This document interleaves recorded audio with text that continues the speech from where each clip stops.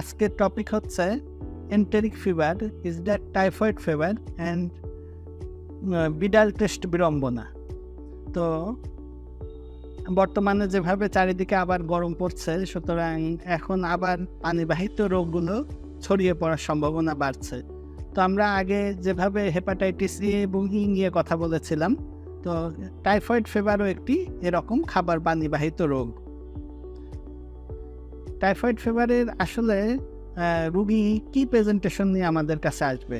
এখানে রুগীদের অনেক জ্বর আসবে এবং জ্বর সহজে যাবে না, অর্থাৎ একে আমরা মেডিকেল টার্মে বলি কন্টিনিউড ফিভার, অর্থাৎ জ্বর আস্তে আস্তে বাড়তে থাকবে এবং একে বলে স্টেপ ল্যাডার প্যাটার্ন, অর্থাৎ জ্বর ধাপে ধাপে সিঁড়ি যেরকম আস্তে আস্তে উপরের দিকে উঠে যায়, জ্বরও ধাপে ধাপে আস্তে আস্তে উপরের দিকে উঠতে থাকবে এবং জ্বরের প্যাটার্নটা হবে কন্টিনিউড ফিভার, অর্থাৎ জ্বর কখনোই যাবে না। প্যারাসিটামল ট্যাবলেট খেলে হয়তো জ্বর একটু কমবে, একটু পরেই আবার জ্বর